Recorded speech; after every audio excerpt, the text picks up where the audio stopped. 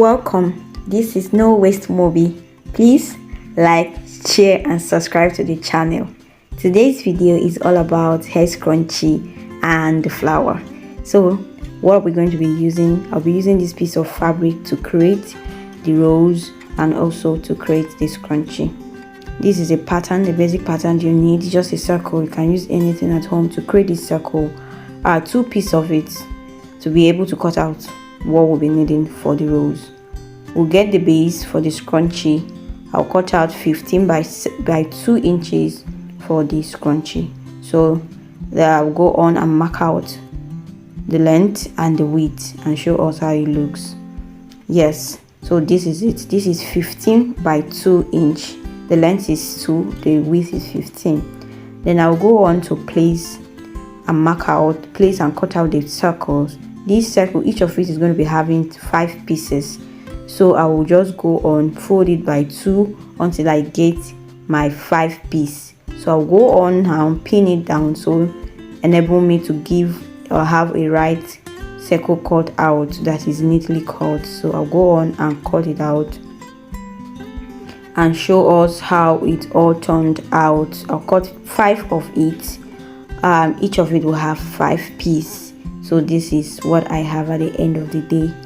I'll go on and count for us to see. I will unpin it and I want us to see this. As you can see, there are 5 in numbers, each of them. So altogether we have 10 of each. The small one is 5, the big one is 5. So I'll go on and fold it into 2 equal parts like so to enable me get the result I want us to get, which is the rose. So I'll go on now to place the rose. So how are you going to place it? You fold by 2 like so, place one on top of it, letting the edges meet together.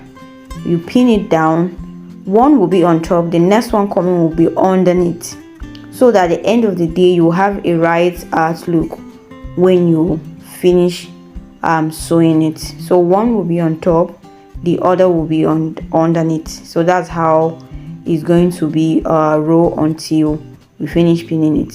When we get to one end, the last one will join with the first one we started together, just like so.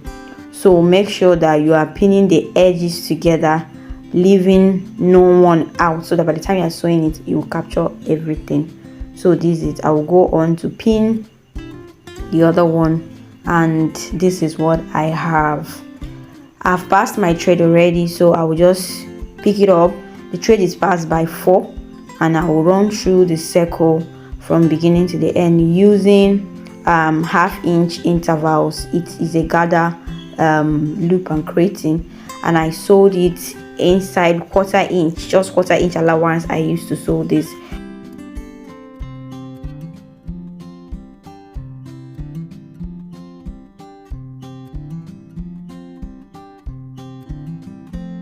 So please use quarter inch allowance to sew the rose.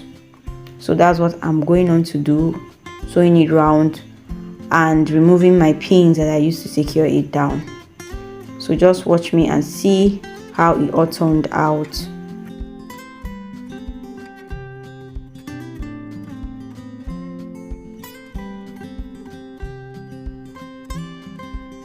I'm done sewing it, so I'm removing the pins already to enable me to pull it. So I'm going to go over and pull it down, yeah, securing it. Then I'll go on and adjust all those petals so that it will look evenly, and the gather will also go across each one of them. So I'll adjust it neatly with my hand, then I'll secure it at the back.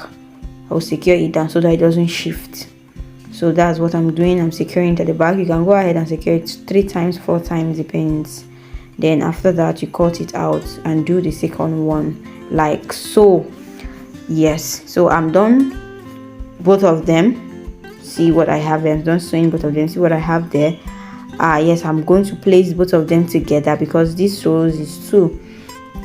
This can also be You can also have 3 of it. You can make it 3. You can also leave it at 1. 1 is fine, 2 is fine, 3 is okay. So depends on how full you want it to be. Mine is just 2.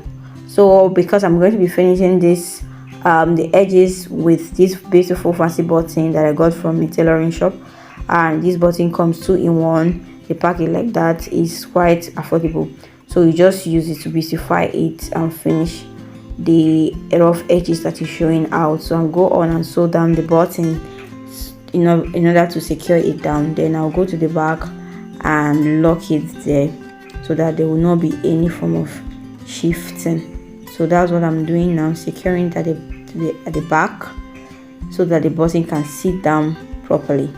So after that will be the end of the rows. So I'll just set it aside to focus on the scrunchie. Yeah, this is what I have there. Isn't this beautiful? Have you liked this video already? Please, I would like you to give this video a thumbs up. I also like you to share this video with others, and if you have not yet subscribed to my channel, please do so. Turn on the bell notification so that I get to know when we post new videos. So yes, I'm done sewing it, and this is what I have. And I'm going to cut out my elastic band. This elastic is 1/2 inch elastic, and what I have there is 7 inches. So I'll just go on and pass it all through. As you are passing it, please make sure you secure the end of one of the sides in order not to elastic to pull in when you are gathering and when you are passing the elastic. So this is what I'm doing. I'm using the pin to secure the end down in order for it not to pull in, and follow me as I'm trying to come out on the other side. So it's very important you do that. So this me coming out. Yes, finally I came out, and I noticed that the elastic was too much for the space I'm using, so I decided to cut away 3/4 inch from what I used earlier, so making it to be 6 1/4 that I finally used. So I finished that, and I secured the end down so that the elastic will not pull inside. Then I folded it by 2. Please, when you're folding, make sure the right side is the one outside. Don't fold the right side inside. Secure it ends using your needle and thread or sewing machine, but make sure it is the right side that is outside. The side that you sewed should be inside, while the side that it is finished should be outside. Yes, that's how it is. That will enable you to pass your rows on it effectively. I'm done. That part is freezing out, so I just decided to use lighter to hold it down so that the fabric will not be ripping off. Yes, so I'm done with that. I will attach my rows on the scrunchie like so. I'll go ahead and tack it with needle and thread to secure it down properly. At this stage, I like using needle and thread because needle and thread lasts longer than gum, so that's why I normally use needle and thread to secure it down. Yes, so I'm using the needle and going over it like so. I'll go over it multiple times, go around it to secure it neatly so that none of the part rough edges will be showing. So this is what I'm going ahead to do. Yes, I'm just going over it round like so. Yes, have you given this video a thumbs up? Are you going to be doing a project like this? If you are going to be doing a project like this, please, I would like you to put your comments down below, or if this video was helpful, I also like you to share and subscribe.